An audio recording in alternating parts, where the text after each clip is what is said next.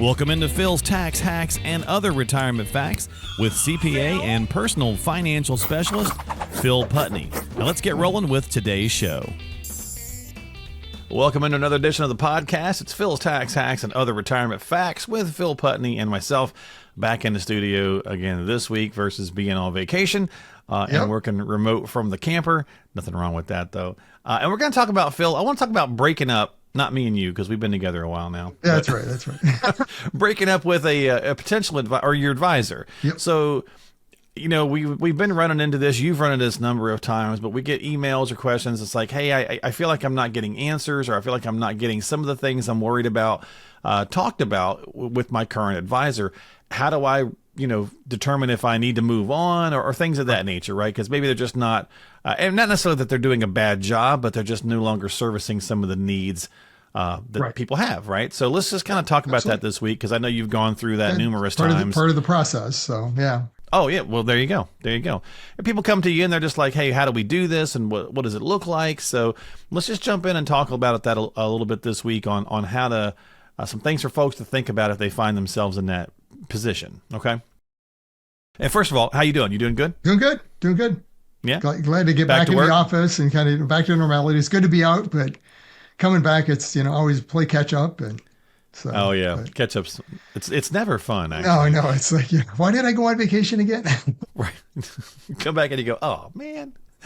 But anyway, all right. So first, let's just understand the reasons why you might want to. If you're feeling that way, right off the bat, if you're feeling like something's not right, then it might not be, right? So you need to kind of dive into that. So what are some common reasons that people feel like they need to switch? And this is where you got to be really careful, because that old concept, the grass is always greener on the other side, right?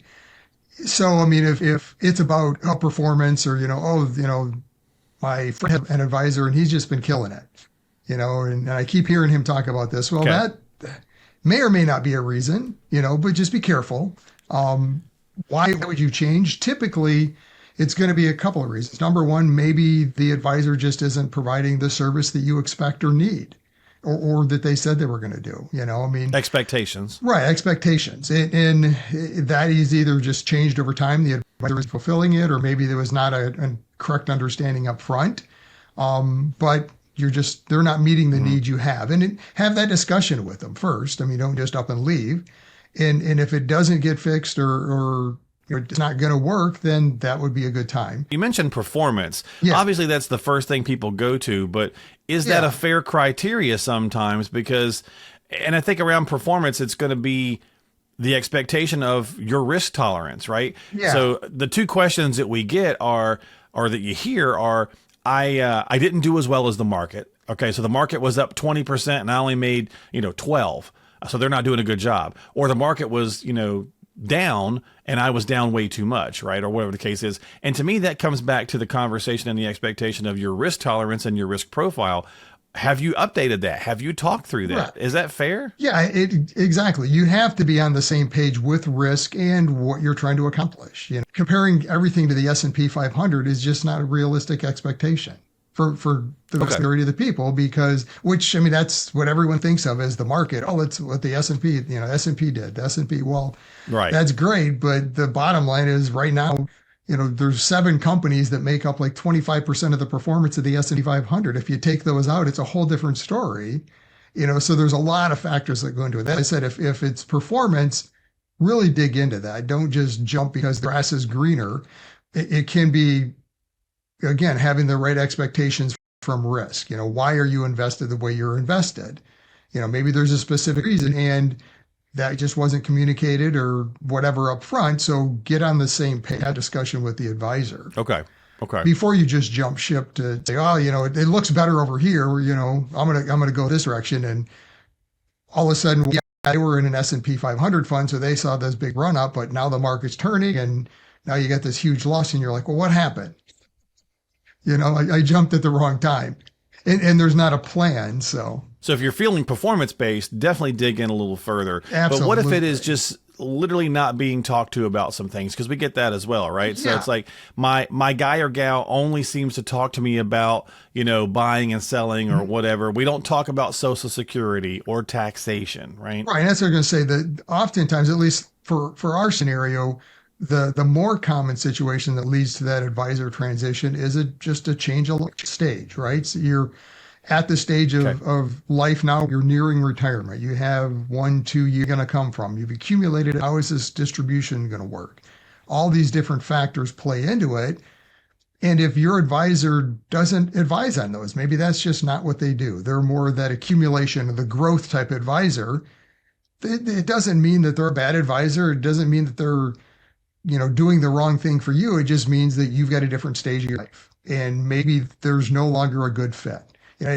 We talked about this a lot of times. Like, to me, at least, a good analogy is same thing happens with doctors, right? I mean, the general practitioner, as you're growing up and, you go in for your annual physicals or whatever it is, and the normal stuff, everything's good. But as you age, things start to change. Maybe you need to start seeing a specialist because you've got heart issues, or you're, diabetic or approaching. I mean, all these different things that can happen where you need to seek somebody that can give you that kind of advice on your specific situation. Yeah, and I always think about that, and I think about a scene in one of the Lethal Weapon movies where Joe Pesci's, they put him through some, his character gets put through some stuff, and he says, "Where does it state that you need to see a proctologist for a gunshot wound in your shoulder?" That's right. Right?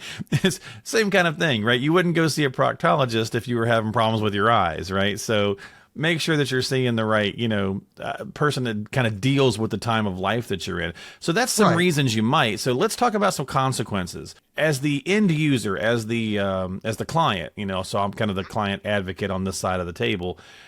What happens in that process? Do we need to sign a bunch of things? Is there some legal or financial things that transpire, or does the new advisor handle most of that and we just sign a few documents and roll on? No, I mean, all I can speak from our point of view and how it works for us. So, I mean, it's a matter of, I always tell clients, it's just paperwork, unfortunately, in the industry we Okay. live in. Now, it's becoming a little easier because it can be electronic, but it's a matter of signing paperwork to open up new accounts, transfer forms to get things transferred over, or doing custodial calls if it's like with a 401k. So it's a process and some paperwork that you would have to complete because you're now signing up with a new advisor. There's a new relationship, a new advisory agreement. You'd have to see what your agreement is with the old advisor. I mean, if there was some type of an advisory agreement with them, is there, a period of time, a notice that you have to give them, or not? Most of the time there's not. But a big piece of that transition, and this is something an advisor you're looking to transition to should be talking you through, is what do you currently have? And if we're going to move things over, is there a cost in doing that? Right, that's the big factor. Are you right? Are you in a C share mutual fund that's still in the period of time where there's going to be a deferred sales charge, surrender charge? It's going to cost you something to sell that, So you've got to walk through what the costs are of doing that, and that's something the new advisor, when you're looking at, should be well aware of and be able to advise you on, to say, well, this is why, maybe you don't transition that piece right now. If it's too high a cost, hold on to it. And then at some point you might transition it. Well, people often wonder, is there going to be a taxable event if I change or something like that, right? Right. And that's going to be another piece to understand. If it's IRAs, Roth IRAs, those kind of funds, there's generally no taxable event because you're rolling from like kind to like kind. Yeah. Okay. Yeah. It's an IRA to IRA, that tax deferred 401k to IRA, 403b to IRA is kind of a concept. If you have a non-qualified account or a taxable investment, there could be some tax consequences. I mean, if you have some holdings in there that have been there a long time, so that they've got a significant appreciation and gain, then yeah, if it makes sense to transition and do something different with that, there could be a tax consequence. Not to say that it's not still something you should do, because we run into this where, somebody might have that tax account. It's highly aggressive, and that's why it has these built-in gains. It's all in Apple stock or whatever it is, very high growth type of stock. And that just doesn't fit the need for that money going forward. So from a risk standpoint in the plan, there's something else we should do. Okay. So there could be some gains associated with that and tax consequences. So again, just understand here's the cost. And again, this is something that the new advisor you're looking at or working through should be well aware of and walking kind of breaking that down for you. Right. Yeah. It should be part of that proposal process to say, here's where you're at. This is what that looks like. This is what we're recommending and why. It ties back to our plan from, again, how we do it. And in doing that, here's the tax consequences, if any. You might have X, Y, Z of long-term gains or whatever it is. Ultimately, here's what those tax consequences would be for that, looking at last year's return. Or if they're not able to advise on taxes, let you know that at least, and then recommend, hey, go talk to your tax preparer or CPA so they can tell you what the tax cost would be to make that transition. So, but those are all pieces that should be known up front. Yeah, definitely. And so that's going to kind of walk us actually into the next part of the conversation then. So, you've gone through the process a little bit. You've thought about the fact that your current advisor is not meeting your needs for whatever the case, right? So you've kind of evaluated that. You're thinking about what kind of consequences there may be with it from a tax standpoint or whatnot. So you're asking questions to the new advisor, right? So you're shopping. So is it, where's kind of the starting point? Do we go credential based? Do we go philosophy based? What are some key things to think about when, vetting a new person? Really comes down to what you're looking for, and kind of that stage you're in. It could be credentials. I would always recommend, credentials. Again, if you're in a quote unquote more of a broker scenario where there's buying and selling things for you, not doing planning, well, then, does an advisor you're looking for now have a planning credential? Are they a CFP? Like in my case, I'm a CPA with the PFS, Personal Financial Specialist designation. We do financial planning. Right. Is tax a big part of what you're looking for? Maybe your new advisor have any kind of tax credential. Are they a CPA? Like in my case, master's in tax. Are they an enrolled agent? Do they have education and experience in the tax side of it? So yeah, credentials definitely would be a part of it. And then philosophy, I think, is certainly going to be there as well, right? Yeah, philosophy is a big part of it. Because it may be the whole point. I mean, the reason that you may be shopping is because they're not talking to you about long-term planning. They're not talking about your older age, right? Social Security or taxation or legacy or whatever. So to me, I think those two are obviously the first two to go from. But then what else, after that? What's some other things to kind of think about? To me, it's also like a good fit. Do you feel a rapport with this person? Absolutely. I mean, that's huge. And that's a big part of both sides of the equation. I mean, personally, again, when we're working with prospective clients, I mean, number one, they have to be a good fit in that it's a client that I know we can help, right? They're within our wheelhouse of what we do, right? Somebody in nearing retirement, right. I see clients like them every day. So I know exactly their scenario. I'm very confident and comfortable with what they're experiencing because it's not the first time we've done this, and there's got to be a good rapport. I mean, we kind of get each other, so to speak, right? I mean, they understand what we're talking about. They're right. We can have that conversation, and I love questions. I don't mind questions, but I mean, if they're, we're going to talk through scenarios, I'm explaining it, and they're going to not do anything we're talking about and not take our advice, and it's probably not going to be a good fit.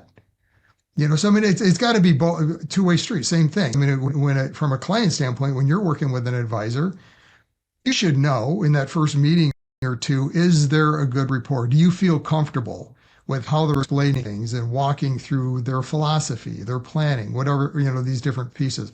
Are they always talking way over your head and, not wanting to bring it down to a level you can understand? So there's got to be this long-term, because again, to me, this relationship isn't, like going to the dry cleaner, right? It's, I'll just go to another one. It's not shouldn't be an easy transition because there's a lot of consequences or could be in doing that. Well, it's a big deal. I mean, you're talking about your livelihood. You're talking about your forever money. And this should be a long-term relationship. Right. And we have a lot of fun on the podcast and we try to, just kind of talk about things and keep things light. But at the same time, what you do is very serious business, right? So you're a fun guy to talk to, but you also are very, focused on doing the very best job you can for your clients. And so I think having it's like any industry, right? I think you want to have that, your doctor, you want to know that you're seeing a doctor who knows his stuff, but you can also talk to him, right? And it doesn't kind of just like go in one ear and out the other. With the world the way it is now, and after COVID changes and stuff with remote things, you could easily just pick up your phone and Google financial advisor near me. Right. And get all kinds of probably options depending on where you live. You may not get very many options, I guess, but is that really a criteria now, or does location, should it matter anymore, or should it really be trying to find the right person? Because somebody might just want to still shake somebody's hand, and I get that. Right. So, I was going to say, some of that's going to depend on preference. I mean, some people still like that, face, which is fine. We still meet with a lot of clients face to face. They prefer it. Either way is fine. And I prefer, especially new relationships up front, face to face. It's just there's no better way to make that connection and really be on the same page versus face to face. Doesn't mean it doesn't work over Zoom. It absolutely can work. So again, that's going to be a personal preference. I mean, if you want that face to face and want to be able to know that, hey, if I need to talk to my advisor, I know where he's at. I know the office, the brick and mortar, so to speak. So that, I know where that location is and I can go knock on the door and set up a time if I need to do that. Then great. And many times, you may have your advisor and then you move away, right? Because you're retiring or whatever, and you still keep that relationship. But, so that's probably a little lower down on the totem pole for people, but something to consider. Yeah. I mean, once you've developed the relationship, to me, again, personal preference, but that isn't as vital but she's ultimately planning on moving to Seattle. And that's something we're having the discussion right up front. Can you still help me then? It's absolutely. There's no reason we have to be face to face. I mean, but then how do you find them? I mean, Google that. That's a hit or miss. You're going to get hundreds of advisors, and it's going to take you a long time to figure it out. I mean, to me, the place to start would be talk to friends and family. Are they using an advisor? They're in a similar scenario to you, maybe, and who do they work with? What has been their experience? And that's frankly how we get a lot of our clients, is through that referral process, that other clients that we've helped walk through that have been asked that question by one of their friends or family, and it ends up working out. So, well, let's be honest. I mean, that's one of the reasons that we do the podcast, right? Is because it's sharing information. It's sharing information about what it is that you do in the context, and hopefully helping people whether they work with you or not. But at the same time, if they are somewhat nearby or even not nearby, but they're like, a matter of fact, we had a gentleman reach out to you from the podcast who's in another state and is like, hey, I really like what you have to say a lot. So you can still build a rapport that way, I think, in the modern world. It's just a matter of what it is that you feel like you need to do, right? So I think that's another piece of it, but it could be a little bit lower on the spectrum. Yeah. But let's go to the final bit here. So we've made the transition. We've picked the person. Okay. We're switching to the new guy or gal. We talked a little bit about paperwork. We kind of covered that. What are some other things we need to do? I guess probably the biggest question would be, when do we reevaluate the new person? We're basing it on a plan, right? So we've done our financial plan, our blueprint up front. Now we're managing investments back to the plan. You should have a regular cadence with that advisor that when the meeting is, what do you cover? Are you managing back to a plan? And then evaluate, for the reasons you made the transitions, are you feeling confident, right? Are they following through with what they've said they were going to do in developing this plan and helping you, manage and go through retirement? So, I mean, you should have some kind of a regular meeting cadence with that advisor to check in, to make sure, hey, has anything changed in your life, where you're currently at based on your plan, finances and markets, et cetera. Yeah, I mean, and you're going to do that in the expectation process, right? So just like you're going to go through the expectations with your old advisor and see if they're no longer being met or they can't be met because they just don't do those things. With a new one, you're also going to want to set some of those expectations when you're first getting that relationship started, so that that you're checking in, however often and updating the plan or whatever. And that way you've got sort of an evaluation process built in. Yeah, and I would say just make sure and maybe even talk over this with your advisor of what is that evaluation process look like? What are you looking for? I mean, if performance is the number one factor, you really want your key, and let them know, right? Because that is, again, a lot of times these breakups and maybe a mismatch happen because there wasn't good communication up front. I mean, if we've done all this planning and running through the math and ultimately, recommend maybe we take part of the money and go way more conservative and, position it a little differently, but you're still that growth mindset that, hey, I don't mind the market volatility. I really want to go for it, and that's how you're going to judge, but yet that's not how the performance is happening. Well, that's a discussion that should have happened way at a time to know exactly where we're at, right? So, I mean, if that is the problem or whatever it is, I mean, there's all these different factors. Make sure you guys are on the same page up front so you both know how this discussion goes and there wasn't a miscommunication front. Oh, for sure. Yeah, I mean, that's a great point. We'll finish on that because it's, it doesn't matter if you change advisors. If you wind up, especially if you've changed more than once and you had the same problem twice, maybe it's you, right? Maybe it's you not clearly communicating what your expectations are, because you might come in to see you, Phil, and Phil's thinking, hey, I'm making sure that they've got money to last till they're 100, right? I'm stretching this, making this work. And you're over there as the client going, I want to get as much as I possibly can and take as much risk as I can. Well, those two things don't jibe, right? So you got to get on the same page. Right. Yep. And that should be a discussion that's had up front and long before you get to that point of moving money, right? The process of moving the money, I mean, that's just a process to walk through. There's a lot of discussion and reasoning and things that need to happen before that happens. So, I mean, to me, that'd be something I'd be very careful of if you're meeting with an advisor and it's about moving the money and let's do this right up front. Slow down. Hold up, Charlie. Let's back off for a second. Understand. Yeah, because I mean, you're jumping into a new relationship and grass isn't always greener, right? Maybe it wasn't set up right to begin with. So let's have that discussion up front. Make sure everyone's on the same page. There's a clear understanding of what's going to happen. There's generally no reason that it has to happen like next week. I mean, you have time. It's there are clarifications, especially as you get to the end of the year. But just take your time, ask the questions, have a good plan up front. So that it's a long-term relationship. I mean, that's the goal. Okay. All right. Well, there you go. So there's some things to consider if you're thinking about breaking up with your advisor and finding a new one. Hopefully you find those little tips useful. And as always, don't forget to subscribe to the podcast on Apple, Google, Spotify, or YouTube. You can find all that information at philstaxhacks.com. That's philstaxhacks.com. And of course, if you need some help, reach out to Phil. You can have a complimentary review and consultation and conversation with him as well. So just give him a jingle. You can find all the information again at philstaxhacks.com. And for Phil, I'm Mark. We'll see you next time here on Phil's Tax Hacks and other retirement facts. Phil? Investment advisory services offered through AFS Wealth Management. The content of this program is provided for informational purposes only and is not a solicitation or recommendation of any investment strategy. Investments and/or investment strategies involve risk, including the possible loss of principal. There is no assurance that any investment strategy will achieve its objectives.